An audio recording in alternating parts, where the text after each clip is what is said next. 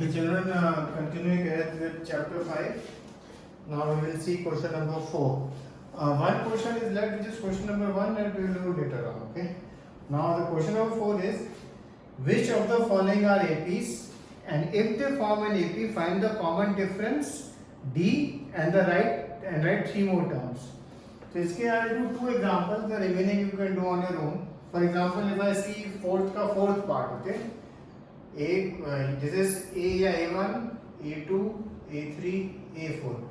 So basically हमको next 3 terms यानी आपको A5, A6 and A7 लिखना है. And as I told you the other day, A5 is A plus 4D, A6 is A plus 5D, and A7 is A plus 6D.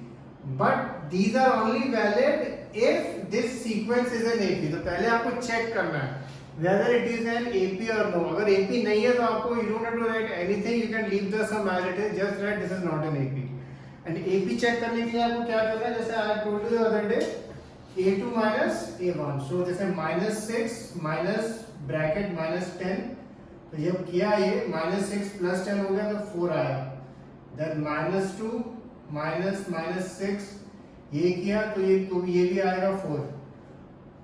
2 -2 ये भी आया 4. तो ये common difference, as you can see, it is the same. So if common difference is same, then you will write yes, this is an AP. इसमें ये जो given terms है, just do them. Okay, जो 3 दी हुई है आपको just do them and then you can finish the sum. Okay. And if the sequence is not an AP, तो आपको कुछ करने की जरूरत नहीं. Okay. Now एक ये सम हो रहा है इसमें basically there are 14 parts, 15 parts rather. I am doing a couple जो हल्के से different है, बाकी आप लोग अपने आप कर लेंगे. जैसे हमें ये है चेक करने को बोला √2, √8, √18 is it an AP? तो obviously जब हम माइनस करेंगे we can't subtract this. वो √8 से माइनस नहीं होगा. But you remember one thing in 9th we had done √8 we can write as 2√2. फिर 2√2 minus √2 करेंगे तो क्या मिलेगा आपको? √2. Similarly √18 क्या होता है? फिर 3 6 18 तो 3√2 होता है √18. तो 3√2 और √8 की वैल्यू क्या है? 2√2. So minus 2√2. तो अगेन क्या मिलता है आपको? √2. Similarly 32 भी आप करके देख लेना. Okay. So sometimes in some sums you will have to do this step. Okay. And then if you find that common difference is there same, then you can say yes, this is an AP. Then आगे की terms लिख देनी है आपको. Okay. So this is basically exercise 5.1, the 4th question. Okay. Now moving ahead. ये question है find the 10th term of the AP. AP given है आपको. जब भी आपको AP given है तो आपको फिर ये चेक करने की जरूरत नहीं है D बार बार निकालने के लिए. आपको बस सपोज 10th term है A10 यानी A plus 9D और A आपको दिया हुआ है 2 and D आप निकाल सकते हो 7 minus 2 करके. Okay. So this is one question. The next is which term of the AP, ये AP जो है is -81. ये पहला पार्ट है इस क्वेश्चन का. ये क्वेश्चन कई बार आता है 3 मार्क्स का आता है, कभी 4 मार्क्स का आता है, जनरली 3 का आता है. Which term of the AP is -81? अब इसमें ये जो फॉर्मूला जो मैंने आपको बताया था कल, now you have to use this formula so that the sum will be easier for you. Which term of the AP is -81? तो ये -81 यहाँ लिखना है. A यानी फर्स्ट टर्म क्या है? 21. Which term यानी कौन सी टर्म, पहली दूसरी तीसरी, वो हमें नहीं मालूम है तो वो n की जगह आप n ही लिखेंगे -1. एंड D क्या आएगा? 18 minus 21. 18 minus 21 क्या होता है? -3. ओके. अब ये आगे का स्टेप में इसलिए करो, कई बच्चे इसमें they necessarily make it complicated. Don't make it complicated. First you take this here. So ये -81 -21 ये आपका क्या हो जाएगा? -102 n -1 into -3. इसके बाद ये -3 आप नीचे ले जाओ, -3 आप नीचे ले जाओ तो इजी रहेगा आपको. -102 अपॉन 3 कट n -1. अभी आप देखेंगे 3 से कट हो जाएगा एंड 3 से जब कट करेंगे आप 3 3 9 3 4 12 तो 34 is equal to n -1. अब आपको बस आप या तो आप n को इधर ले जाओ ठीक है, एंड 34 को उधर ले जाओ या आप इसको इधर ले आओ, दोनों में से कोई भी चीज कर सकते हो। तो मैं n को यहाँ ले गया तो minus n is equal to -1 -34 या n is equal to 35। So 35th term अगर आप निकालेंगे तो -81 होगी। ये आप चाहें तो अगर एग्जाम में टाइम हो आपके पास आप चेक भी कर सकते हो भाई a35 यानी a प्लस 34d, और फिर आप चेक करोगे तो आपको अगर सब ठीक से डाला वैल्यूज आपने तो आपको वो -81 ही मिलेगा। ओके, अच्छा समटाइम्स अच्छा इसमें एक और क्वेश्चन पूछा है, इज देयर एनी टर्म 0? उसमें आपको क्या करना है, -81 की जगह आप यहाँ 0 लिख देना। ओके, एंड चेक करना n की कोई वैल्यू मिलती है कि नहीं। और अगर वो वैल्यू होल नंबर की मिलती है, होल नंबर मतलब 7 8 या कोई भी नंबर, फ्रैक्शन मतलब फ्रैक्शन नहीं होनी चाहिए। 7/2 आया तो वो 3.5 तो कोई नंबर ऑफ टर्म हो ही नहीं सकती है। सो अगर कोई होल वैल्यू आती है positive, then you can say हाँ ये 10th टर्म नेगेटिव 0 है या 12th टर्म 0 है।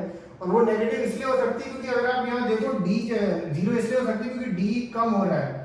ठीक है, 15 आया फिर 12 आया, वो कम होता जा रहा है, तो कोई टर्म 0 हो सकती है, जरूरी नहीं हो बट हो सकती है।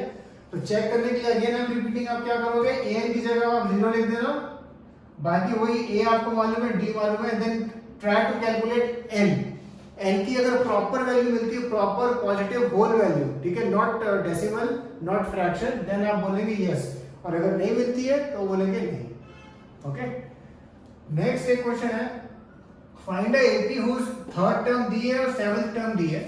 अच्छा, जब भी आपको एपी निकालने को बोले in any sum, all you have to calculate is basically पहली तीन टर्म्स निकालो, a1 a2 एंड a3, ये निकाल दो तो आप लोग बोल देना है दिस इज एन एपी। और a1 a2 a3 निकालने के लिए बेसिकली आपको a और d की वैल्यू चाहिए।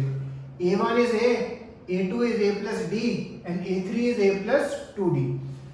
अगर किसी क्वेश्चन में आपको ये दिया हुआ है a3 इक्वल टू 5, यानी क्या दिया है आपको a plus 2d equal to 5 और a7 तो a plus 6d equal to 9। अब आपके पास कम से कम 4 मेथड है इसको सॉल्व करने के। ठीक है, एलिमिनेशन, सब्स्टिट्यूशन, क्रॉस मल्टीप्लिकेशन। अगर किसी का ग्राफ बनाने का मन कर रहा हो तो ग्राफिकल भी आप कर सकते हो। इसको आपको मालूम है कैसे सॉल्व करना है। सॉल्व करने के बाद आपको a मिल जाएगा और d मिल जाएगा। Once you get value of a and d, you just have to get a1, a2, a3, then the sum is done. Okay? ये उस तरह का सम है, फाइंड AP, जब आपको AP निकालने को बोला गया और आपको ये दो चीज दी हुई। Okay, next question is check if 301 is a term of the AP। ये AP दिया है आपको और बोला है क्या 301 इसका एक टर्म है। आपको अगेन क्या करना है, बस ये फॉर्मूला लिखना है आपको। a की जगह आप लिखोगे 301 एंड बाकी a आपको मालूम है क्या है, d आपको मालूम है क्या है, n बस आपको फिर चेक करना है कि भाई n एक होल नंबर आता है कि नहीं। अगर n फ्रैक्शन या नेगेटिव आ रहा है तो बोल देना नहीं, it is not coming. Okay, so ये 4 सम तो मैं आपको लिख के दूंगा होमवर्क में। फिर एक्सरसाइज 5.2 हम डिस्कस करें। क्वेश्चन नंबर 1 क्वेश्चन है, find the fill in the blanks of the following table given a is the first term, d is the common difference, a in the nth term of the AP। Basically ये केवल इस formula पे based है, ये वाली पहला वाला बहुत सिंपल है। ये इस फॉर्मूला पे बेस्ड है और ये जो टेबल में आप देखोगे at any given point of time ये 1 2 3 4 टर्म्स हैं। 4 में से आपको 3 हमेशा दी होंगी, तो जो भी अननोन है वो निकालते जाओ। फॉर्मूला लिखो, जो गिवन है सब्स्टिट्यूट करो और देन निकालते जाओ। Okay, this is question number 1 exercise 5.2 page 105। Page 106 question 2, choose the correct choice in the following and justify।